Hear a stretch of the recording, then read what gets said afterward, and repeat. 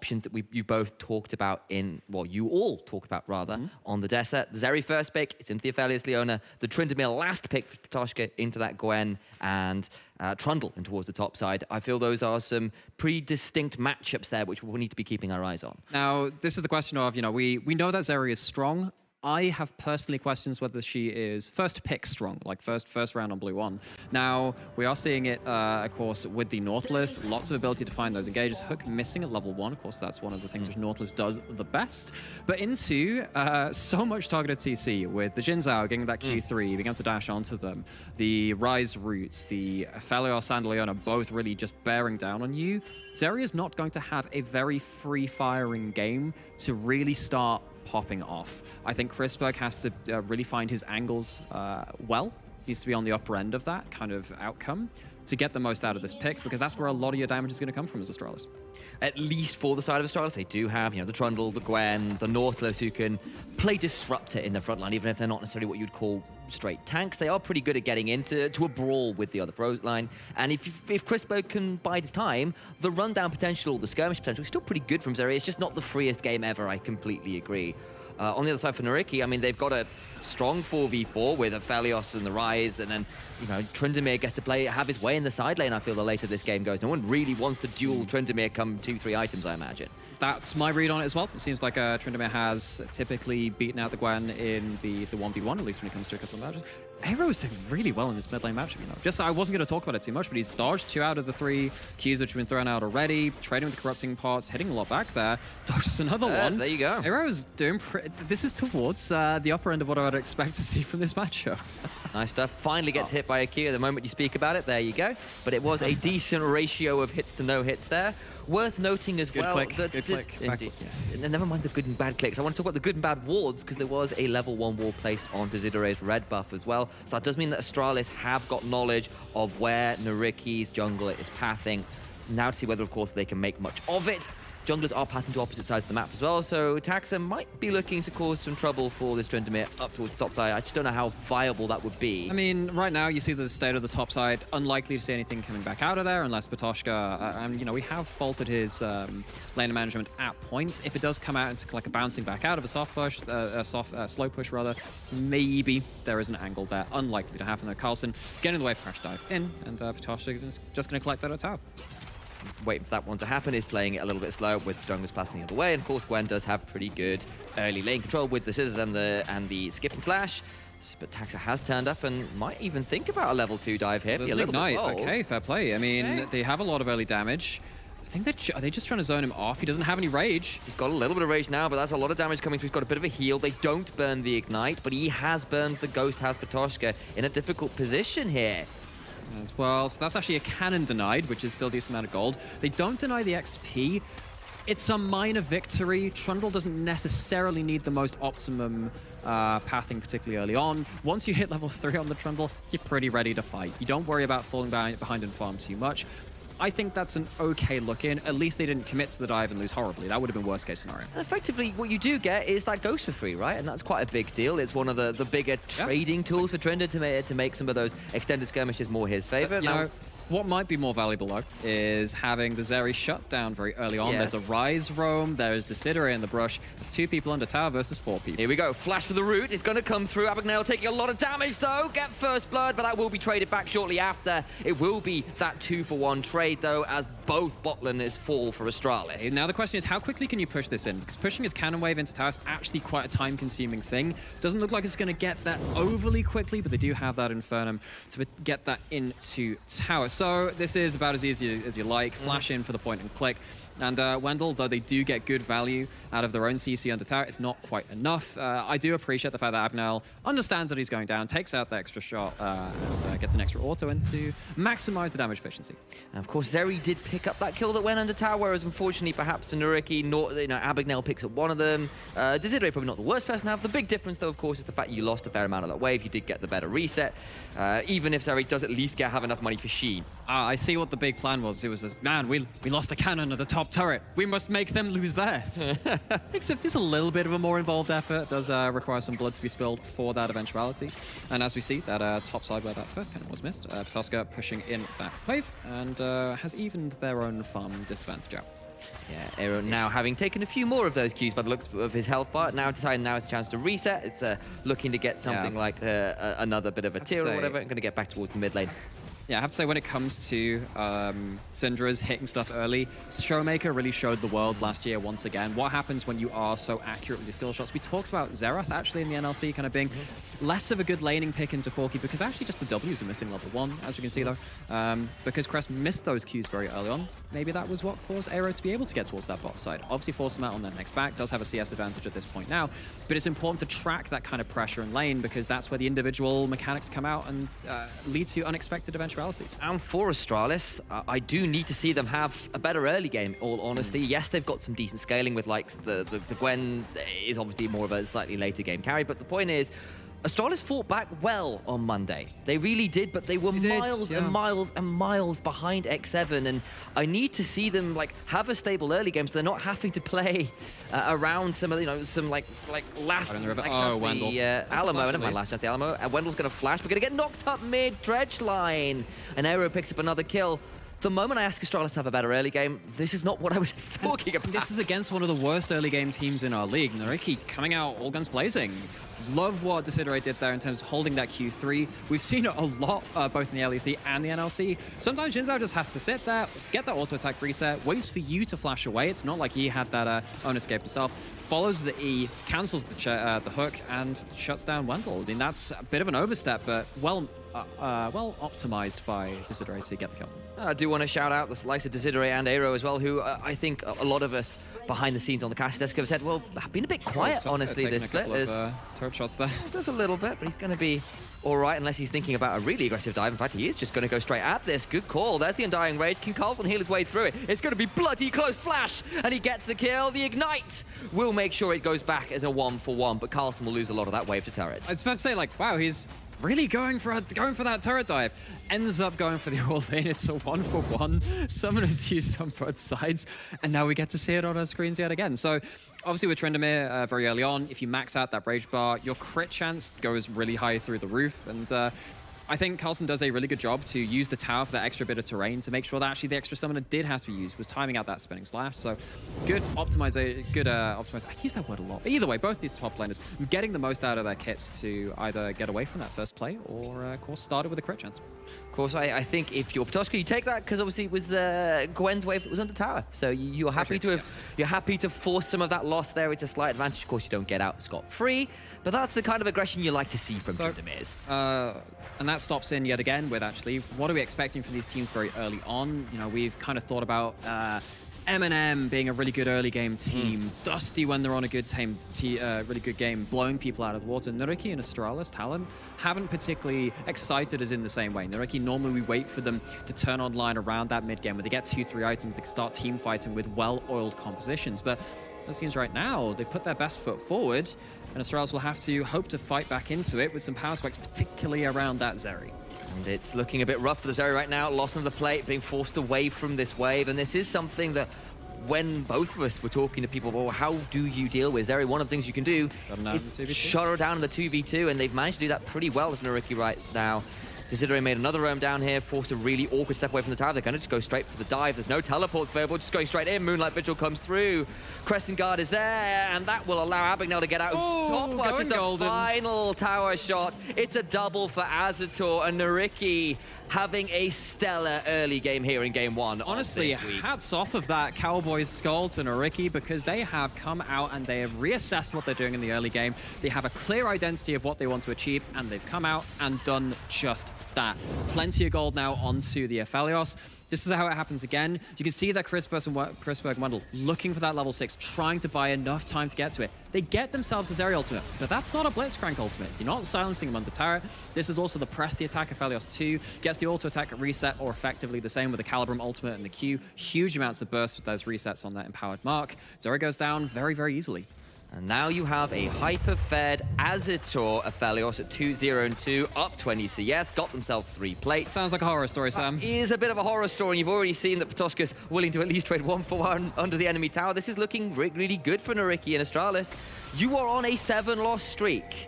Not to put it in any more frank words, because the results speak for themselves, unfortunately. Yes, we've seen some improvements from this team, But when you are falling down this far in the early game and trying to fight your way back in later where you've been struggling with objective setups anyway, this is problematic, and they need to stabilize as we're only 10 minutes in, and it's a 3,000 gold lead. So now we're starting to, I mean, not to play, not to kind of seek that one eventuality, but how do Astralis actually get back into this? Now, they do have decent pick potential. Nautilus, Syndra, Trundle Pillar.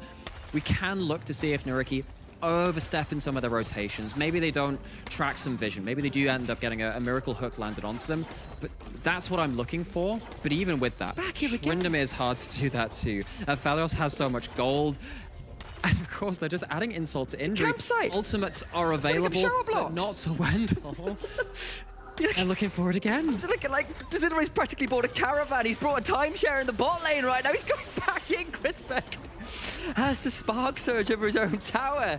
Like, what is this? I'm really loving this from the Shinta. That's exactly what you want to do. It's the win condition.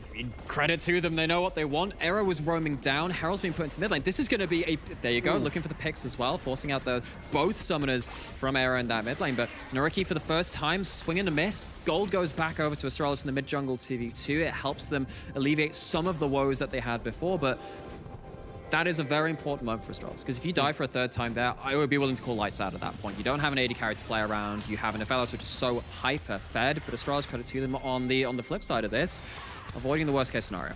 And at the very least, off-screen there, you saw Taxa did secure that Herald get to put it mid, as we saw. And that was kind of the trade for, Taxa with Desidere going on holiday to the bot lane. Getting that beautiful campsite down there, enjoying his time. But it just means he's away from the builds. He's away from the admin of, farming his jungle, checking out those neutral objectives. Once again, they're just fishing yet again. That'll be another okay. Wow, we've gone fishing in the bot lane as a holiday. Is that really what you do on Summoner's Rift? They're like, see the sights of Barren Pit. Go on a cruise down bot side river. See the mighty scuttle crab. Avoid the evil duck that's in the river. We've all seen it. We don't speak its name. We don't speak its name. Desidere will secure a second dragon here. Of course, that is the joy of having all that bot lane pressure. What's your bet on the Soul? Okay, well, my bet's on Cloud Soul. There it is. It was too late to get it out. I was trying to get it out soon enough. It was too quick. Okay, so I'm sorry. This is actually really important when you have so many low-range carries on the NYYRIKKI side. They have two dragons. Astralis really don't want to give up their soul now, particularly when Zeri is trying to run around with very quick movement speed too. Reducing that movement speed differential could be quite problematic on a number of different ways for Astralis. So NYYRIKKI in with a decently high roll actually out of the remaining dragons. I like this Cloud Soul in this game. I think I agree. Actually, looking at, I'm just having a quick look at those ultimates and going, no, Tryndamere, excellent. Low range. Leona, not low range. Rise, low range. Bad, yeah. Phalios is everything, so we don't really talk about that so much. So for all people who go, yeah, no, you love Cloud Soul, that's great. And it's not like they're shy on damage either or anything like that. So I think they're pretty happy with that. And when you're trying to run down, a Gwen without a Ghost or anything, I feel like particularly Patoshka very happy with that. You're right. Speaking of that Gwen without Ghost, look at that CS advantage, which has worked its way up into that top Lord. Now, we talked about Carlson not really succeeding when they've been behind, when they've been on weak side. This is actually a fairly isolated 1v1. It was that trade of 1-for-1 in the early game, and actually they got themselves the one bit of service from their jungler up towards that top side, and they had that one on call. But ever since then, Patoshka has been the one determining the fate of this lane, and he's been succeeding at it. He's just been proxy farming. You just saw him there, and this is when Desidere hasn't even looked at topside, never mind not really invested there. He's been bot lane so much this game. What's happening here? There's actually a decent pick potential from the side of Astralis. See if the pillar comes out, looking to catch him rotation. Abagnale's going to get caught there, but not much more coming through. He's tanky enough with the Eclipse, they don't think about it. Azatul's roamed up as well, and now Astralis in a spot of bother. Solar Flare comes out, and that's slightly unusual trade of summoners, well, not summoners, just abilities there, really. Yeah, but I look at that and Aztor, you caught that? You're very much caught. Really unfortunate rotation, and that's a shutdown going on to Zeri. Okay, it doesn't happen in the mid lane, but the catch and rotation does affect someone on NYYRIKKI. The first part of that actually looked like a massive miscommunication. Looks like we're going into the replay. I really hope nothing happens on live, but I mean, Aztor just seems like NYYRIKKI, they lose a little spot of vision. We kind of said, yeah, pick potential from the side of Astralis is probably where they're looking at. And he is still dead. Of course, Williams get back out onto the map. But Astralis, at least leveraging a strong part of their composition to keep themselves within touching distance, although it's starting to slip away. No, it's gone. They managed to hold it at this 2,000 difference at least, and that was necessary goal going on to Crispberg, who had been put that ways behind, as we've seen. But that's now 2 kills apiece there. It's still down a bit of CS, but it's still a reasonable threat at this point. Honestly, interesting, as you mentioned, that the pressure has honestly switched more towards Patoshka, who has got that lead we called out. That second Herald is spawned, and a little bit of control went down for NYYRIKKI. I'll be interested to see whether they do actually want to roam over and think about securing it. Honestly, with Patoshka being so strong, you kind of just want to take all hands off of the Tryndamere and let him do his own work in the 1v1. You don't really need to help a Tryndamere. What Tryndamere allows you to do is call other people to his lane and then win a mismatched fight somewhere else. Honestly, with this kind of advantage, I wouldn't be surprised if he starts winning 1v2s at some point. But because maybe NYYRIKKI kind of see that eventuality as well, they say, yeah, maybe we just leave Tryndamere on the top side. It means they're not in position to fight something like a Herald, and it's going to be an objective secured for Astralis, and this potentially allows them to buy themselves a safe haven somewhere on the map. They do secure that second Herald. First use of the Herald early on in the game, managed to get the mid tower pretty low. They've rotated their bots lane towards this top tower, and they're going to have Trundle roam up as well. Instead, they're going to flash on Crest, who hasn't got that many places to go, flashing towards the river, but it'll be a flash, audacious charge, and that will secure the kill onto Crest. They've got a Realm Warp, which they'll use to get their jungler way back to the tower. I didn't see which direction that was going. I was like, where's that going? Is that going further in? It just like zips over to the other side. I'm like, sweet, cool. Send me to the Raptors, I must farm. Rek'Sai no longer has the farm alarm, so Ryze has to do it for me. Considerate's, as for caught out alone in the spot side, Carlson going in, He's but got that's a Considerate there. That's very deep. They don't have the Hallowed Mist anymore, doesn't have any more scissors, gets knocked up by the 3 Talon Strike, and Azator secures the kill too far from Carlson. Now, I have to say, if I was Carlson, I would be going for that kill too, because again, you need to have something to break the spine of this phase of play which NYYRIKKI have put you through. It's just not quite at the same time, the right timing. If you have another 2 seconds, maybe you do end up getting that. Not to be the case, you lose on the other side of the map. Now, Patoshka is on lock, baby. And, you know, you saw they switched their bot lane to the top side to try and maybe corral this Tryndamere away from the weak tower. It didn't work. They will secure an objective bounty and a tower in mid lane, which does keep the gold a little bit closer still, but it's still a significant lead right now for NYYRIKKI. There's going to be this third Drake spawning very shortly. I'm assuming Desiree rejoins the Grain very shortly, and he will be coming towards that bottom side river in short order, one imagines, but first things first, it's cleaning up this mid wave. Okay, so let's see what happens around this 4v4 in the mid. Lots of pick potential, as you're saying, from Astralis. And Desirate's caught without ult. He is caught without ult, doesn't have the flash either, but managed to get away. Abagnale's going in very deep, gets the stun onto Chris, focus put over the back, but he will die. Wendell is being ignited, surely survives just about, and does so. So it's a 1 for none in favor of Astralis, but Patoshka has now roamed down here. Remember, Carlson would have to teleport in to support. Crispeg also very low, so the health bar advantage for NYYRIKKI, even if they did lose the man. Yeah, but this is the thing, right? Because Dragon is still up. The Astralis, even with taking down the support, do not have the HP bars with the numbers advantage to contest this. That's going to be soul point very early into the game for NYYRIKKI. At least it's some gold back for the side of Astralis. It's not a shutdown because I believe Agnale did, well, of course he died in that initial dive down on that bot side. Options to take Dragon, I guess. Considerate can secure that one. And this is important, though, because actually that mid lane turret was not taken with the Herald. Top lane gets that Beastie charging it down instead. So that's another objective bounty. And Astralis, once again, finding themselves, even though they've had a pretty dire early game, within touching distance. They are managing to trade back in places where they can. You know, that's the tower of the mid lane, we called it, to get the kill there. That's some necessary gold into Carson's back pocket, who is facing down an increasingly exorbitant CS lead. I hesitate to look at that right now. In fact, might be worth having a look over the gold if we can, because I think that's going to be an eye-watering difference in the top side. Sure, we'll get a look at that at some point in the future, but right now, it is NYYRIKKI dealing with this Tryndamere who gets to shove it even further. That's the thing, right? Because you have that passive, the Rage Bar just completely stacked up. For the side of Tryndamere, that crit chance is really damn high. You can see that there's extra crit chance with that Zeal brought in by Patoshka too. If that is maxed out, because you're 2 levels down, Ignite or no, you are not winning that trade. Patoshka has to back away, though, because the rest of Astralis are all in their blue side jungle, looking to see whether Patoshka might overextend and give over some of that important shutdown gold. And he will be forced back up the river at least somewhat. Aero also coming back onto the river. Remember, that is a Ghost Rise. It's not the teleport. It has become more common on the champion. A little bit more dueling potential, of course, with your Realm Warp. You can still get around the map, so not worrying about that. And instead, the Mocking Shout comes down. He has decided to 1v1. Yeah, there's a 1v1 coming through. That's a lot of damage coming down. There's no Undying Rangers yet. It's going to come through now, and just the Gale Force auto eviscerates Gwen. And it's okay if he forces ult early with something, whether he has to tank up a turret shot. You do have a decent amount of mobility as that Gwen, but he's got more with the Gale Force. It's a Hurricane Call on the Zeri. That's, I don't know why I was stepping over. I think it's like, oh, that's just horrible. Let's talk about something else. I don't want to talk about Zeri, the yes.